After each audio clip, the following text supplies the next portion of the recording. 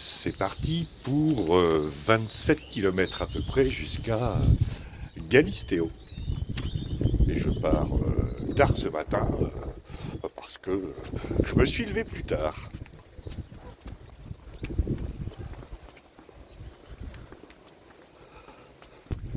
Il fait froid ce matin, il y a du vent, donc j'ai remis la polaire. Hier, en arrivant à l'auberge, on a appris qu'il y avait eu une panne totale d'électricité en Espagne, au Portugal, dans le sud de la France, ce qui explique pourquoi vous n'avez eu la vidéo d'hier que ce matin. Et là maintenant, je vais monter jusqu'au col, et puis après je redescendrai. Logique.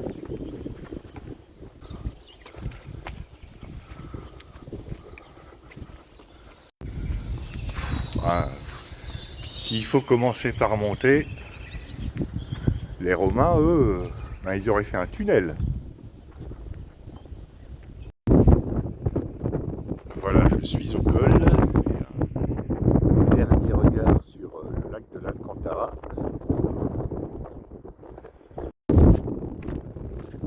Avant de redescendre sur Galisteo, qui est encore à 25 bornes, hein, c'est pas la porte à côté. Et ce vent m'énerve.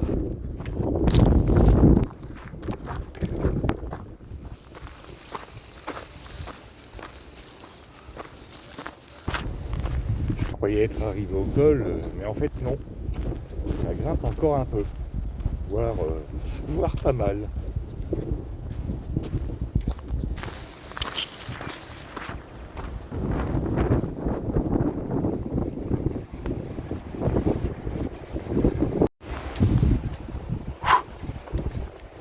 Là, cette fois, non, je dis rien. Je suis peut-être pas arrivé au point culminant de l'étape.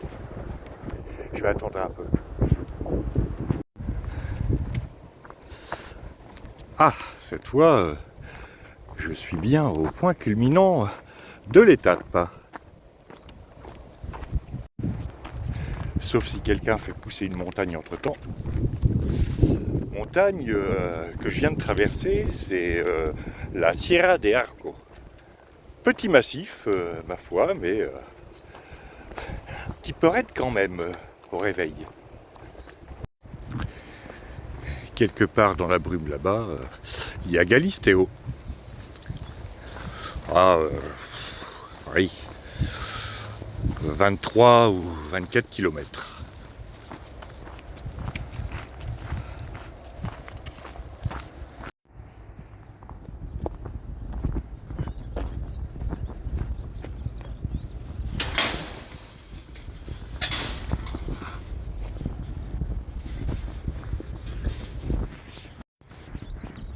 Ça y est, je suis rentré dans la cage aux fauves.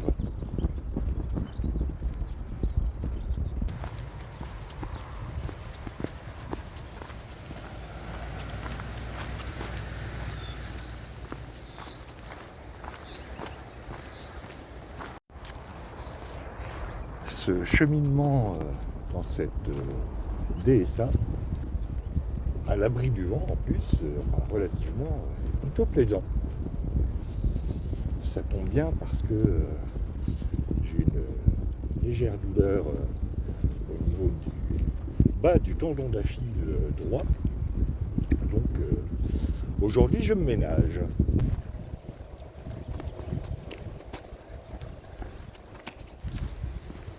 Et j'ai toujours pas vu mes fauves.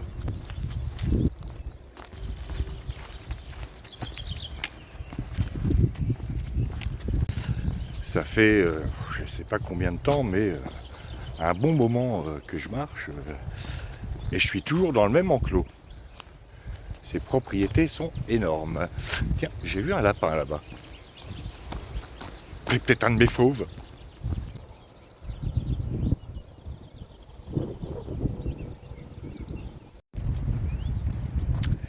C'était la minute grandes oreilles de cette étape.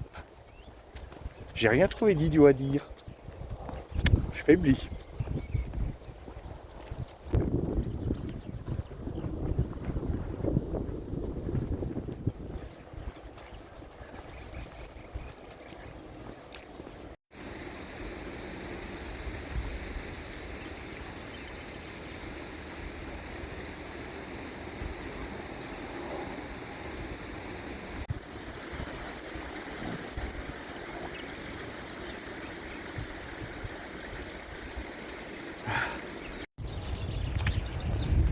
j'arrête de regarder Arte parce que j'avance pas après.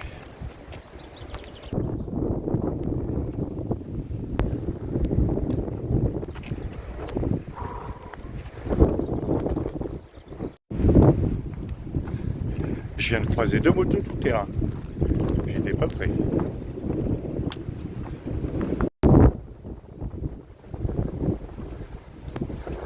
Ça fait un moment que je cherche un endroit abrité du vent pour faire une pause, mais c'est compliqué.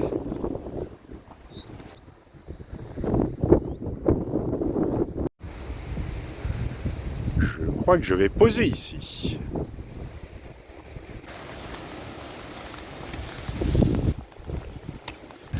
Bien, après cette pause orange, et pas de second petit déjeuner ce matin, il est temps de repartir. Il me reste un peu moins de 14 km à faire. Et je vais profiter de cette accalmie pour continuer un peu sur notre histoire des Goths. On en était resté grosso modo au moment où le roi Bérig s'éteint et où les Goths sont bien installés sur la rive droite de la Vistule.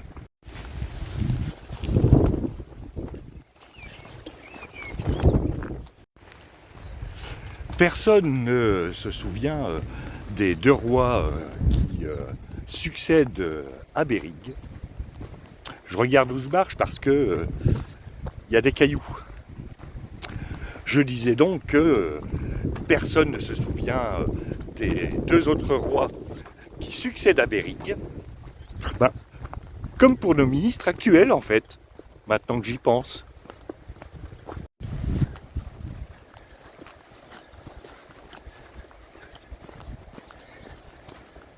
Ils savent qu'ils sont ministres, au fait.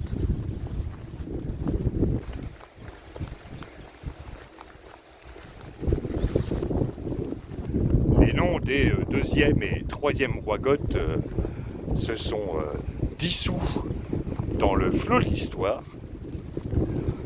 Ce ne sont donc pas des rois fainéants, mais plutôt des rois liquescents.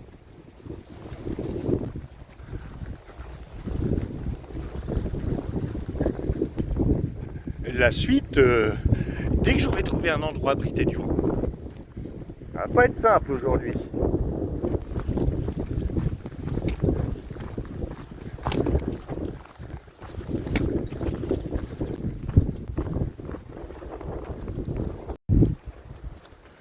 Le 4e roi des Goths sera connu sous le nom de Gandaric. D'accord, on parle de roi, mais et la famille Ericsson dans tout ça?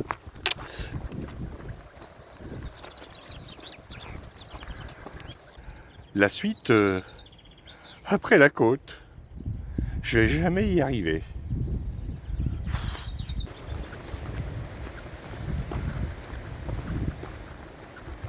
Comme je le disais donc tout à l'heure, avant la rafale de vent, avant la 2e rafale de vent et avant la côte, les descendants directs du père Ericsson, comme par hasard, sont tous devenus de père en fils conseillers des rois goths. Ça alors, quel hasard!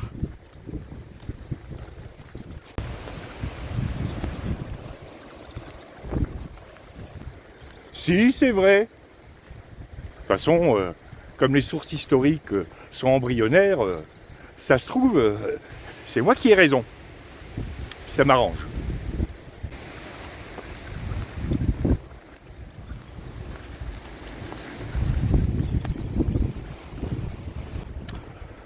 Le roi Gandaric se trouve bien sur la rive droite de la Vistule. Pourtant, il lorgne de l'autre côté, vers le territoire des Vandales qui ont suivi à peu près le même chemin nord-ouest-sud-est que les Goths, mais eux entre l'Oder et la Vistule.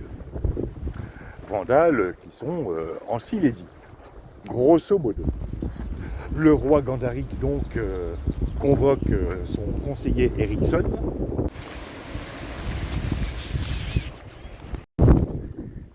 tient à peu près ce langage. Dites-moi, mon petit Ericsson, au fait, Ericsson, c'est bien votre nom? Ben, oui, sire. Ça sonne pas très goth, ça. Vous savez comment on vous surnomme? Non, sire. Panne électrique.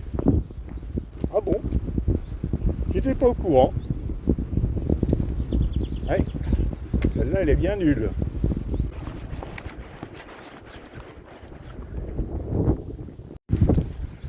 Bon, reprenons plus sérieusement, mon petit Ericsson. Le territoire des Vandales, vous en dites quoi? On pourrait les repousser un peu plus vers l'ouest et le sud et se l'approprier. Bah écoutez, sire, la Silésie, c'est surtout connu pour ses mines de charbon. On a déjà du mal à nourrir notre peuple. Je ne sais pas si vous avez essayé de faire pousser des trucs sur du charbon, mais c'est pas franchement évident.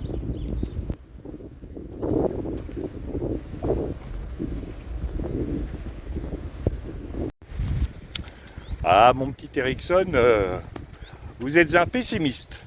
Vous vous minez le moral pour rien. On pourrait faire des conquêtes à l'appel. La suite, plus tard, parce que là je vais passer de l'autre côté du mur qui m'abritait du vent.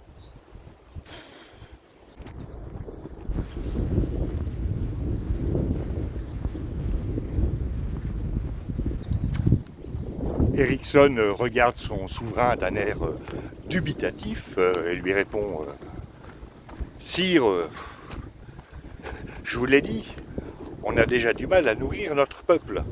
Donc si on veut faire pousser des trucs en Silésie, va falloir aller au charbon.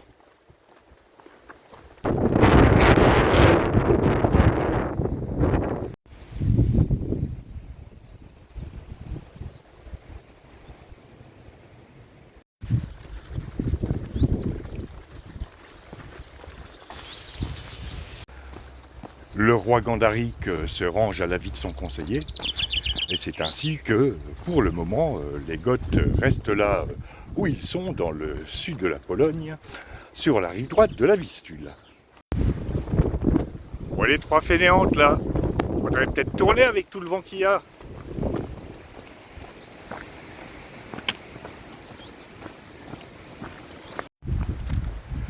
Alors que les Goths ont décidé de rester dans leur riante contrée, que se passe-t-il dans le reste du monde? Eh bien, vous le saurez après la rafale.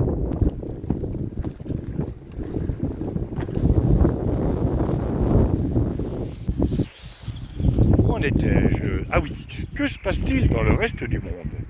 Eh bien, nous sommes à peu près en 100 après Jésus-Christ. L'Empire romain est à son apogée. Il a construit des voies romaines, des aqueducs qui amènent l'eau dans les villes, mais pas le pinard. Des théâtres, des cirques où l'on s'entretue dans une ambiance festive. Et il continue de vénérer ses anciens dieux. Ces anciens dieux, dont Aquilon. Aquilon, le dieu des vents septentrionaux que j'ai de face depuis le début de cette étape. Il vénère. Allez, con!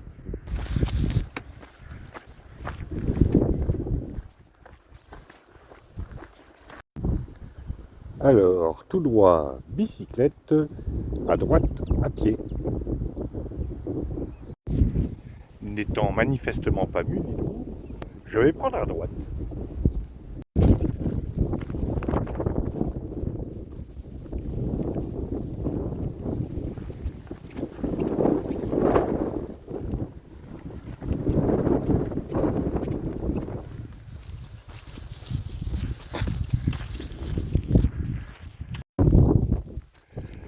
Les jours des dieux romains sont cependant comptés, car loin à l'est, là-bas, une nouvelle nouvelle religion va commencer à essaimer.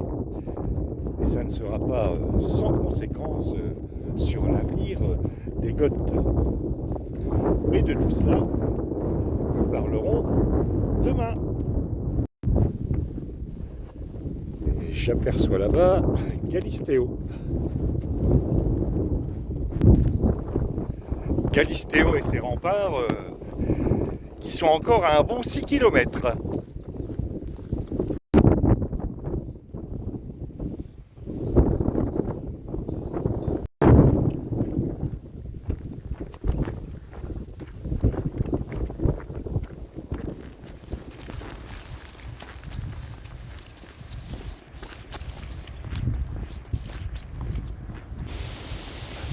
Ce vent est saoulant.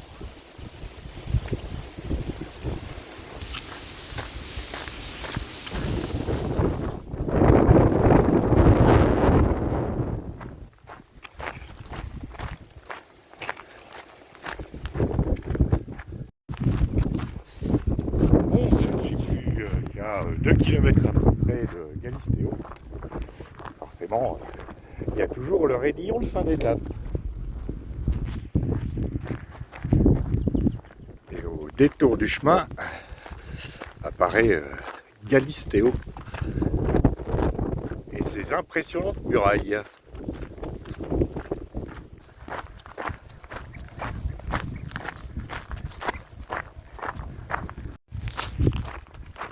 Il ne me reste plus qu'à trouver mon hébergement qui devrait être un petit peu au début de la ville, mais pas à l'intérieur des murailles.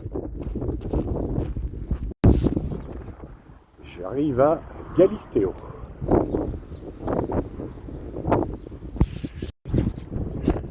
Et cette étape, qui était pourtant plus courte, m'a semblé plus longue que celle de 33 km d'hier. Et ça, c'est à cause d'Aquilon.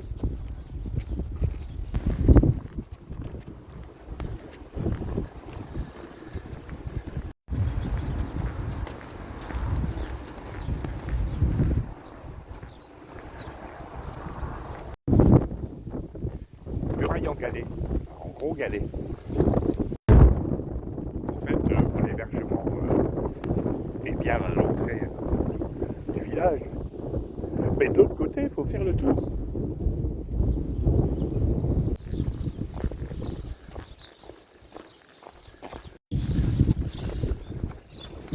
Et voilà. Fin de cette étape de 27 km qui aurait pu être sympa mais qui a été rendue très pénible par le vent. Demain, ça va être une étape presque de repos puisque ce sera 11 km jusqu'à Carcabosso. Ça va être cool, 11 km. À demain pour de nouvelles aventures.